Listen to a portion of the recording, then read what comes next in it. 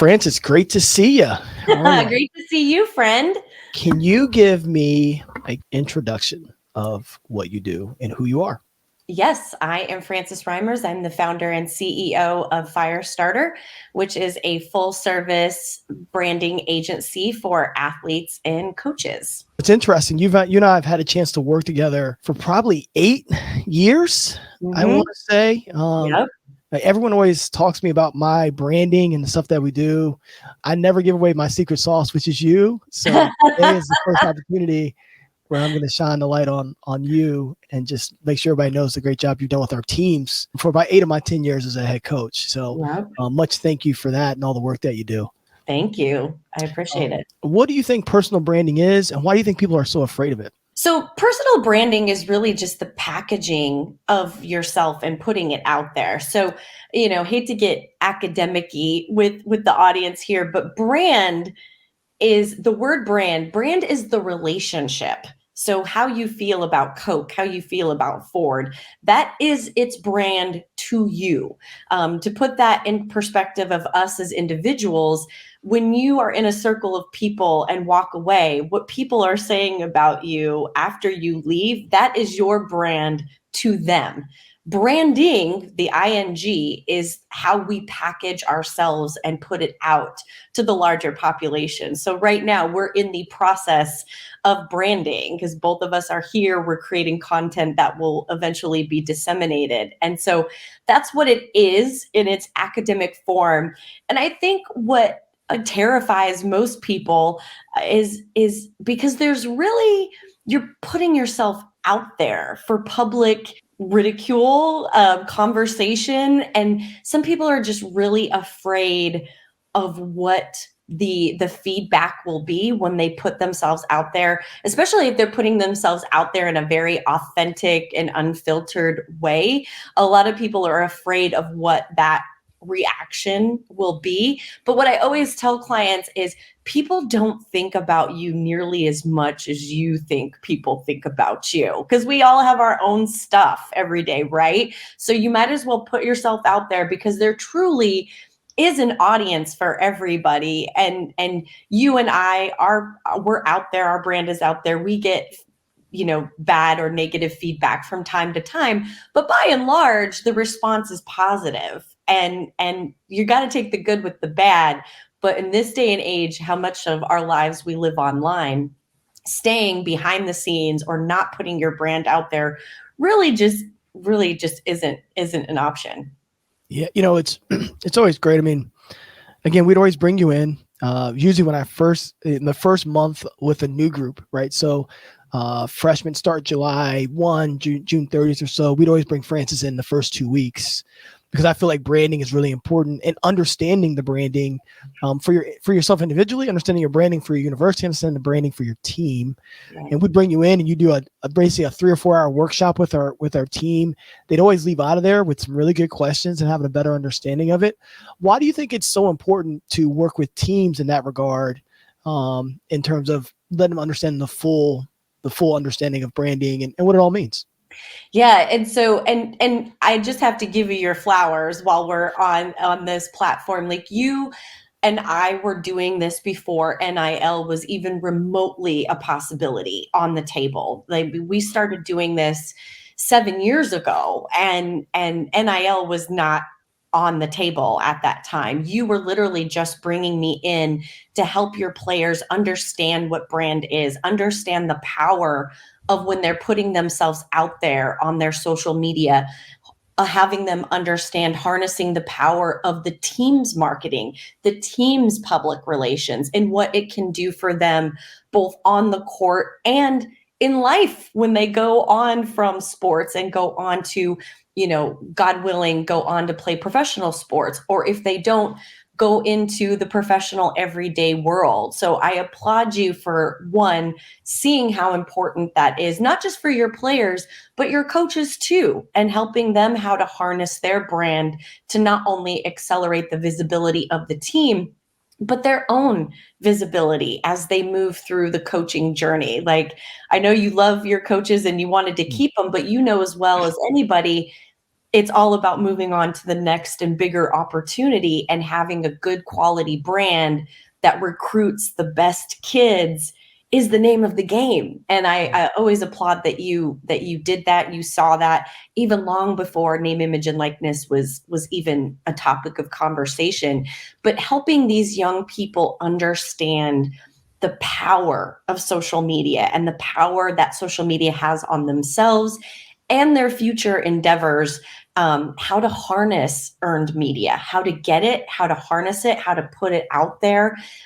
It's really important that they understand that way back when we started this, and now understanding that ecosystem and how it all works together is extremely important if this student athlete wants to monetize their brand, which all at the collegiate level can do. But even in 23 states, high school kids can monetize from their name, image, and likeness. So this conversation is growing and getting younger, but you saw it long, long before about helping them harness that power. And it helps the team, it helps the program, it helps the school. That's why it's imperative that athletic programs are providing this level of education. Yeah, I always felt it was really important for our players to understand their voice. Mm-hmm. So many times, people learn social media through watching social media, and that may or may not be who you are. Right. One of the things I loved about your messages, it was always about being genuine who you are. Mm-hmm. And you really harped on that with every time we had a chance to meet. Why do you think being genuinely who you are is so important in terms of your branding? Because just as you hit on it just a second ago, what we see on social media may or may not be real. And so the more real you are, the more authentic you are, the more it attracts. Also, what a lot of young people don't realize is who you are online has to match the person that you are in real life, or your brand takes a nice little nosedive. You have to be the same person 360 in real life and online. And I also think it's really important from a self-esteem and a mental health level is helping people want to be comfortable in their own skin and putting their real self out there. Everyone has an audience. Everyone will find an audience. And so it's just really important to not to bend and shape and twist and contort yourself so that you fit to a certain audience. It's best to be yourself and be real, and your thoughts and your passions, because those people will find you. And I think in the long run, having a social media following who likes you for you is extremely important, especially for these young athletes whose career does go on into the professional ranks. If they start out being their authentic self and they make this evolution, it's going to become much easier when they hit those pro ranks where the pressure and the spotlight is even brighter for them to remain true to themselves and what they're truly about. Let's dive a little bit into NIL. You've been educating me over the last year about NIL, so we've been exchanging tons of text messages about NIL. Talk to me about your initial thoughts about NIL and then where NIL is now. Yeah, so I mean, obviously, as a marketer, I was very excited for NIL because it just, for me, the possibilities were endless of what this could do for young people. But also because I'm a person who cares and thinks, I was initially very concerned about predatory behavior, predatory of student athletes who were just interested in getting paid and not really thinking about what the campaign would do to their brand, predatory in the sense of people signing deals that didn't fully materialize, predatory in the sense of young women showing a little bit too much, doing a little bit too much in order to get visibility. Some of that has materialized. Some of it has been much to do about nothing. But everyone collectively, coaches, athletic directors, businesses, at the onset of NIL, everyone thought this was just going to be pandemonium, just absolute chaos. And depending on who you talk to, some people do think it's, as it's been said a million times, the Wild West. But by and large, I don't think it has been the collapse of college sports. I don't think it has created nearly as much chaos as people anticipated that it would. Companies have not been flooding the space in order to work with student athletes because just like working with professional athletes, these companies have to justify the dollars that they are spending. I mean, you know, within your own household with your wife and her job, she has to justify those marketing dollars. And these young people, the ROI is unknown. So a lot of companies have not been flooding the market space in order to work with young people as I expected. NIL, of course, we see these big major deals pushed out in the media, but largely across the board from coast to coast, NIL is extremely hyper local. Those local businesses, regional businesses that are near those college spaces are really the ones jumping in to work with NIL. And the majority of them realize we may get zero return on investment here. We just really like this athlete or really want to support this program, and we really want to test the waters to see what's happening.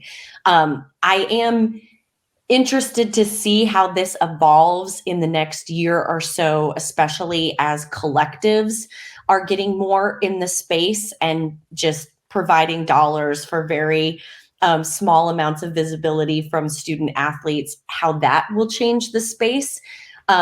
Also, will companies who have given in the past return because a particular athlete or a team, they want to get into bed with them?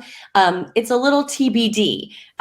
Will this be sustainable? You know, in 3 to 5 years, will we even be having this conversation, or will collegiate athletics roll on to the next big topic of the day? I mean, 10 years ago, it was locker rooms and how impressive could your locker rooms be, and who was sponsoring your team for the uniforms. So, but that conversation, it's still there, but it's, you know, way in the background. So in, 5 years, will NIL be in the background, and it will just be so commonplace that we've moved on to the new topic. Are there bad actors? You bet. There's absolutely bad actors. I have seen contracts and deals that are just absolutely off the charts, unprofessional. Are there people trying to skirt the system and doing pay for play? Absolutely. And the NCAA is attempting as much as they can to try to rein that in. So there is some negative stuff. It is happening. It's real. But to me personally, I don't think it's as rampant as people would like you to believe. And the reality is this: not every student athlete cares about monetizing their brand. They just want to play their sport, go to school, and move on with their life. And the average D1 athlete as a whole is, I believe the last calculation that came out, the average D1 athlete, they're only making about $1,000 total. Yeah. And so this money is not flying around left and right. And so it's an interesting conversation, but people made a huge amount of noise about it. And I think it kind of was like this. And now I wouldn't say it's on the downhill slide, but we're just kind of hanging out here. Yeah. And it'll be really interesting in the next couple of years as if we're even still talking about this at this level. Yeah. I love the idea of NIL for our student athletes and the ability to make money. And because some of our athletes have a smaller window than others. Yeah. So the opportunity for someone to be able to make money off of what God has given them, I think, is great. I'm excited about getting back and working in that space with helping them know what they can do and how they can operate with it. I think for me, I've always been so much about the education part of it. And so I think there's another responsibility that college universities have, where it's whether you're bringing in financial people to help them understand it, or bringing in people to help with their contracts, or, I think there's another responsibility that we can go to, just make sure that they're being taken care of and they're not being taken advantage of. Right. But overall, I love it. I love what some of these athletes have been able to do, from being able to fly their teammates out to the Heisman to the Heisman Trophy presentation, or and then there's a ton of philanthropy going on. Yes. Where they're giving back a ton of things as well. I don't know if this generation gets enough credit for their philanthropy and how much they are passionate about causes and passionate about giving back and using their image to be able to do that. I'm really excited about the NIL space. I'm not sure where it will go, but I'm excited about it. Yeah. No, I think I mean, I'm a big philanthropy person. And so I love when I see these kids, young men and women, I should say, taking this money or using the access that NIL has now given them and using it forward. There was a young man whose name is escaping me at the moment, who was like, I don't need money. I'm on a full scholarship. My parents do very well. I don't need money. So I'm going to take this and move it forward, and decided to do, philanthropic work with these resources. And that's the real beautiful thing about NIL, that it's opened up, people having, now that we're heading into summer, athletes doing camps and clinics and all these kinds of things. A young woman that I work with in Pittsburgh, she had a camp this past October, a free basketball camp for young girls, and we sold out within minutes. Every slot was taken because younger kids just wanted the opportunity to be with her and be near her and learn from her. And that's the stuff that really warms my heart, that they're doing this kind of stuff. Yeah, it's great to see. Even when I was speaking to a lot of recruits, last year and even now, they're already thinking this way, of how can they give back. I mean, there was one young player that we're recruiting that want to do a backpack program for kids in his urban setting, complete with notebooks and pencils. And I just thought, wow, like when I was 17 or 18, I wasn't thinking that way. Right. And so the fact that they're thinking that way and thinking about how they can give back is so unique. I think it's really easy to write the story about the money they're getting on the front end, especially the bigger numbers. I think it's really hard to write the stories about what they're doing to help others. Right. And that's what I'm really excited about, just watching that progression. Would be really, really impactful to the world. I want to kind of start. I wanted to really talk to you about just how you got into building Firestarter. And I mean, because again, you're saying we were ahead of the branding thing 8 years ago, but you were ahead of it before then, because you were already actively in this space before it was really, before social was monetized the way that it was. Just give us a little bit about your background and why you started Firestarter at some point in there. I was working at a ad agency in Alexandria, Virginia. And this was right around the time that MySpace and Facebook were really starting to get mass traction. And one day I was just looking at some profiles, and PR is my route. And so I always look at everything through a public relations lens. And I was just noticing behavior online where people weren't using Facebook or MySpace just to stay in touch with friends.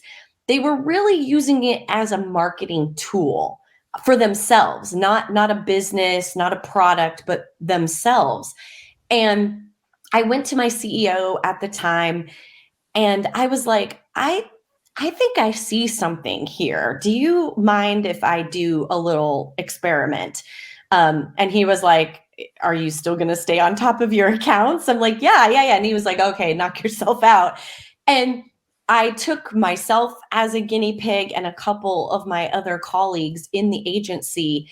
And I just started building content and putting it on my Facebook, on my Twitter, which Twitter was in its infancy at that time.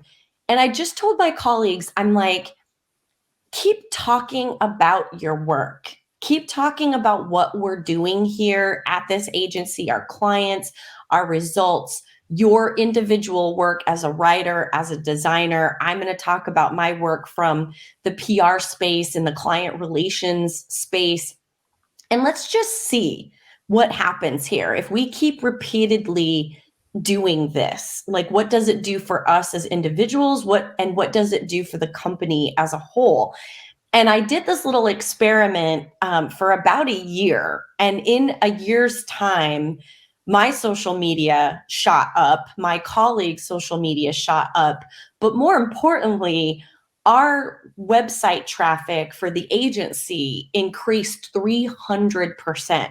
And I went to my CEO and I was like, people are taking social media and using it as a way to project themselves, their passions, their hobbies, but more importantly, they're talking about their work. And that is turning into interest from a larger audience because they're not being sold to, they're being educated and informed. But I was really noticing a hole that one, nobody was providing 360 services to athletes. Nobody was, oh, you need PR? I can help you with that. Oh, you don't understand how to create content? Let me show you, or let me do it for you. Oh, you have an event and don't understand how you incorporate that into your day-to-day posting? Let me help you with that. So I saw a hole in the market that nobody was doing this. And additionally, absolutely no one was doing it for coaches. Like, coaches were left way out on an island. Nobody was helping coaches build their brands or even help them understand what the heck their brand is. I had an opportunity to leave PCI, and I was like, you know what? I'm just going to do this myself. I'm just going to start a company, and this is going to be my focus. And I remember telling my attorney when I decided to start Firestarter, I was like, this could be a big hot mess and I could be out of a job in a year. And he was like, I don't think so. He was like, I think you're onto something here. And I was like, well, we'll find out, huh? And launched Firestarter in 2016 and immediately started having meetings with the NFL, the NBA, MLB, and getting people on board with my way of thinking. And some people were like, this is dumb. Like, why on earth would we, get involved with this? And some people were like, this is amazing. How do we sign you? What do we do? Where do we go? And that first team was the Denver Nuggets. A friend of a friend connected me to their player development person, Amy O'Grady, who is amazing. And I told her what I do and how I do it. And she was like, where have you been my entire life? She was like, I am flying you out immediately. You need to talk to our players. Nobody has told them about this stuff. And she's like, this is imperative to our bottom line as a professional team that our players know this stuff. And as soon as I did that presentation with the Denver Nuggets all the way, I mean, gosh, it's almost 7 years ago now, it was just off to the races from there. And a lot of people, the light bulb turned on and connected the dots, and here we are. So that's how I got from one place to the other. What do you think about it? Just from a PR standpoint, why is it so important for players, coaches to understand all of it? Well, because it really affects the bottom line. If you have players who are active and engaged with their fan bases, it only serves to put butts in seats at the games, merchandise sold, charity 50-50 raffles contributed to. All of this feeds into these aren't silos. This is all an interconnected ecosystem. And so if, football, for example, if you have a 53-man roster and all 53 of those guys are out there actively engaging with their public, participating in healthy online dialogue, getting out there in the community, in addition to team mandated activities, but actually getting out there and doing things on their own, that's social media hits, that's press hits, And all of that leads back to the team. It all leads back to tickets sold, jerseys purchased, foundations contributed to. It's really a win. Yeah, it's amazing how it all works together. I've always loved how you explain that to our group, because so many people, players, think it's only, if you're an individual person not involved with the team, yes, Right. you're in your own silo, Right. right? And so now you need to find other outlets to be connected. But when you're in a team, you have a lot of that coming towards you all the time, and so just your platform changes everything. Let's talk about the draft a little bit. You've had a chance to go to the NFL draft and be connected with draftees, and the personal branding part of that becomes really important. It's really the first time that for these college players, they're being asked, like the interview prep that you do with them, and they're being asked for the first time some real questions that they've got to be prepared for. College sort of protects them from a lot of things that kind of come up. And then as they get to the combine situation, all the stuff that happened in college starts to seek out a little bit, and people start asking more questions. Let's just talk about the work that you do with some draftees, and what's the biggest thing you're trying to help prepare them for as they're getting ready for these interviews and for the combine.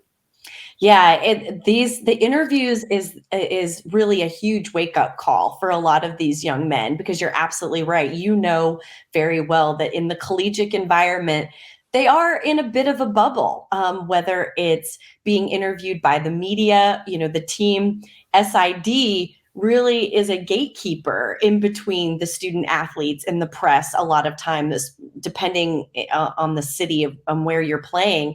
But now you're at the combine, and now there is no filter. You are up at the podium, and there are a pool of journalists, and they can't wait to ask you about the good, the bad, and the ugly. And so a lot of the stuff I do for these young men is, one, help clean stuff up, get it all cleaned up, because waiting until after the combine is not the time to start cleaning up your social media or starting to get the skeletons in your closet all cleaned up. You got to do that before we get to Indy.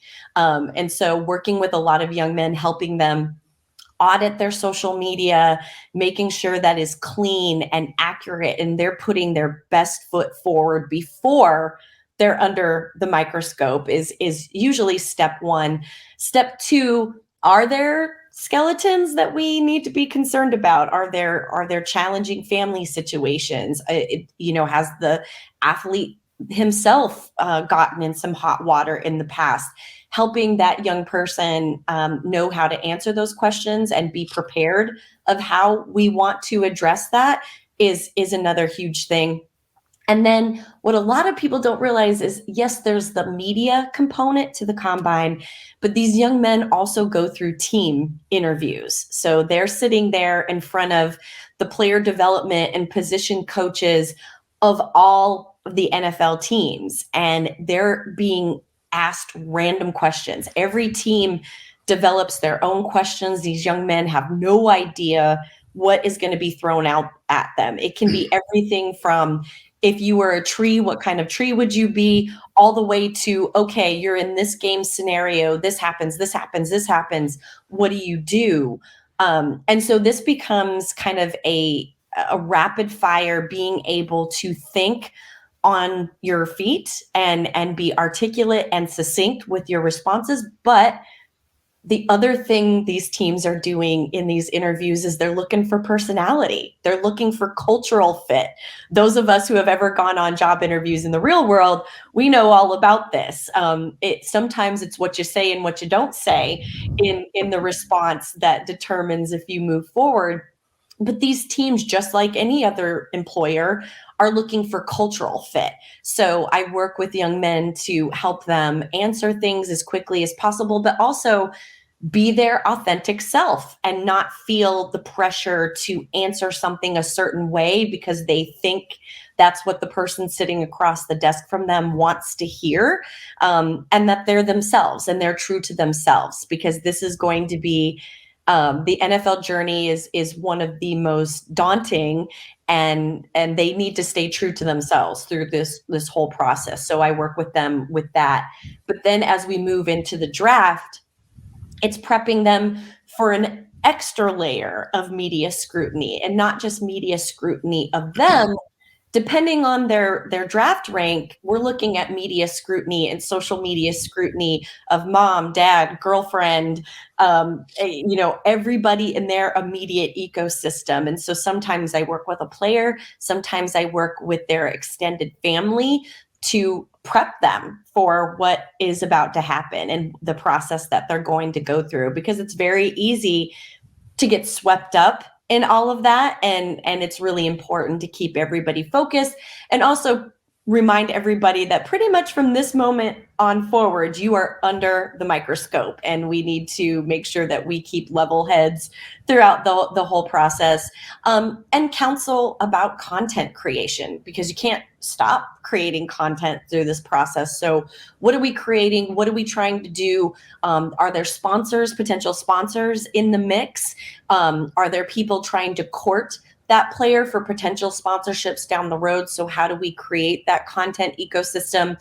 And this is big business. And so agents will reach out to me, individual players will reach out to me who are looking for this guidance and support, because, for these guys, especially guys in the first couple of rounds of the draft, this is one of the biggest moments, if not the biggest moment of their life. Yeah, it's funny. I mean, I've also been on some head coaching interviews where we had several series of rapid fire questions. You're the only person, they're interviewing you. There's 12 people in the room, and they're just firing off questions as fast as they can. I always tell clients, just be relaxed. Just treat it like you're just having a conversation with any person. These people put their pants on one leg at a time too. So don't get too wrapped up in the fact that they're on that side of the desk and you're on this one. And I know for some people that's much easier said than done, but I really try to work with people, especially if you're like a sweater or you get really worked up in situations like this, because there's the verbal communication and there's the nonverbal communication. And I really try to work with clients to help them control both. Because really, honestly, at the end of the day, all these people are looking for is confidence. Yeah. And if you are comfortable in yourself and comfortable in your skin, that's really, honestly, that's going to get you through. Yeah. No, it's beautiful, beautiful, beautiful. I appreciate that. Well, we do this thing on last call here as we get to the end. It's the end of the night. You may have had a couple glasses of wine or so. Well, last call bell rings. Right. You have a person on your left who's retired, a person on your right who's still active and working. What two people do you want beside you? I think right now, LeVar Arrington and I have been off and on about building an NIL curriculum out in California. So he's top of my mind right now of retired people, because I owe him a phone call. So he's definitely to my left. To my right, I know this is a generic response, but any female athlete. Like I support so many men and I love all of my male clients, but I really want to do more with female athletes. I really want to do more sponsorship, more PR, all this sorts of things. They're doing amazing things, and some are getting their flowers for sure, but there's so many more out there that aren't. So the active player next to me, it doesn't matter what sport, it doesn't matter what person, I'm in a headspace right now, really actively working with female student athletes. I love it. Where can we find you? Everywhere. Everywhere. No, you can find me on www.yourfirestarter.com, on Instagram at FirestarterCEO, and at Twitter at YourFirestarter. Frances, thank you for your time. Thank you. Thank you for joining us on The Last Call, powered by Speakeasy, where careers grow through relationships and relationships grow through Speakeasy. We hope you enjoyed it, and we look forward to connecting with you soon.